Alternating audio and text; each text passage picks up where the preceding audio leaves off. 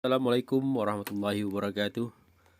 Alhamdulillahirrabbilalamin. Wassalatu wassalamu ala asyrafil anbiya wal mursalin wa ala alihi wa ashabihi rasulillah ajma'in. Amma ba'. Saya Muhammad Kadapi akan memberikan sebuah materi untuk SMA kelas 10, yaitu materi Al-Quran dan Hadis adalah pedoman hidupku. Kita lihat peta konsep sumber-sumber hukum Islam, yaitu kita yang pertama akan memahami kedudukan Al-Quran dan Hadis dan ijtihad sebagai sumber hukum Islam, kemudian meyakini kebenaran dan menerapkan hukum Islam, yang terakhir berpegang teguh kepada Al-Quran, Hadis, dan ijtihad serta bersungguh-sungguh untuk menerapkannya sebagai pedoman hidup. Sumber hukum Islam merupakan suatu rujukan, landasan, atau dasar yang utama dalam pengambilan hukum Islam. Ia menjadi pokok ajaran Islam sehingga segala sesuatu haruslah bersumber atau berpatokan kepadanya. Sumber yang baik dan sempurna memiliki sifat dinamis, benar, dan mutlak. Dinamis maksudnya adalah Al-Quran dapat berlaku di mana saja, kapan saja, dan kepada siapa saja.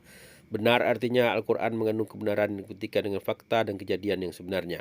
Mutlak artinya Al-Quran tidak diragukan lagi kebenarannya serta tidak akan terbantahkan. Dari tiga sumber hukum Islam yang utama, yaitu Al-Quran, Hadis, dan Ijtihad, pada hari ini saya akan membicarakan tentang Al-Quran saja. Apa itu Al-Quran? Dari segi bahasa, kata Quran berasal dari kata qara'a yaqra'u qira'atan Qur'anan, yang berarti sesuatu yang dibaca.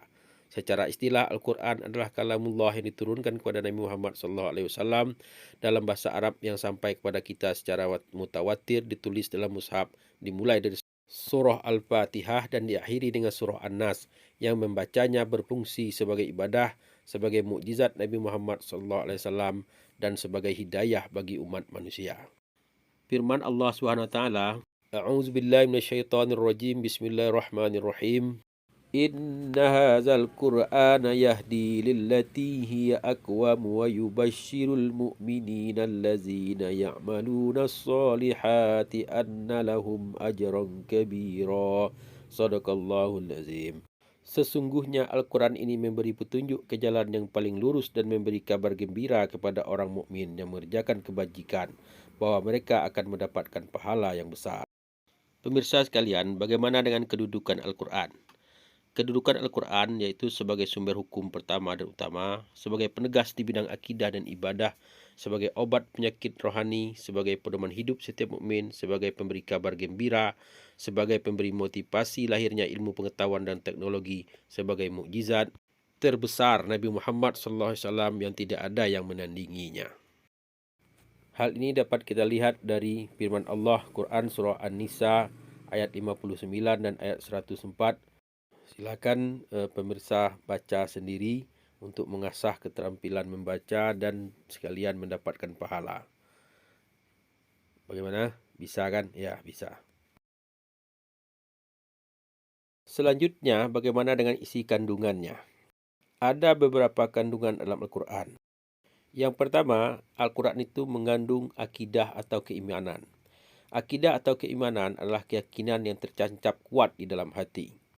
Akidah terkait dengan keimanan terhadap hal-hal yang gaib yang terangkum dalam rukun iman atau arkanul iman, yaitu iman kepada Allah, kepada malaikat, kitab suci, kepada para rasul dan hari kiamat, dan kepada qada dan qadar Allah Subhanahu wa taala. Kandungan yang berikutnya yaitu tentang syariah dan ibadah. Sedikitnya ada dua dalam syariah dan ibadah, yaitu hukum ibadah dan hukum muamalah. Hukum ibadah ini adalah hukum yang mengatur bagaimana seharusnya melaksanakan ibadah yang sesuai dengan ajaran Islam. Hukum ini mengandung perintah untuk mengerjakan salat, haji, zakat, dan selainnya.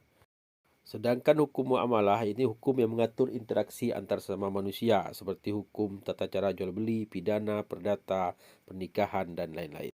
Yang ketiga yaitu isi kandungan Al-Quran adalah akhlak dan budi pekerti. Al-Quran menuntun bagaimana seharusnya manusia berakhlak atau berperilaku baik kepada Allah maupun kepada manusia, atau disebut dengan hablum minallah dan hablum minan nas. Baiklah pemirsa semuanya, bagaimana cara kita meyakini Al-Quran sebagai sumber hukum Islam? Yang pertama, kebenaran hukum Islam yang bersumber dari Al-Quran adalah bersifat mutlak. Kita harus meyakini bahwa tidak ada keraguan sedikit pun sebagai petunjuk bagi orang-orang yang beriman. Umat Islam wajib meyakini Al-Quran sebagai sumber hukum.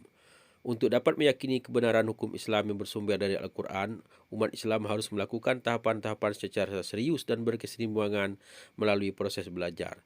Tahapan tersebut adalah kemampuan secara pas membaca Al-Quran beserta artinya dan mampu memahami isi dan nilai urgensi secara bersungguh-sungguh.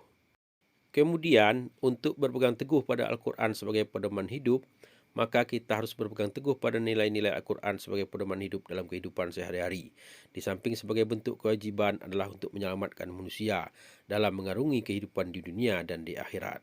Al-Quran harus dijadikan imam dan landasan dalam mengarungi kehidupan.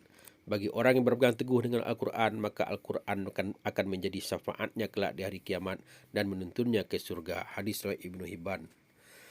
Terima kasih. Silakan kerjakan LK yang telah diberikan dengan benar. Mudah-mudahan Allah menolong kita. Billahi taufiq wal hidayah wal ridha wal inayah. Assalamualaikum warahmatullahi wabarakatuh.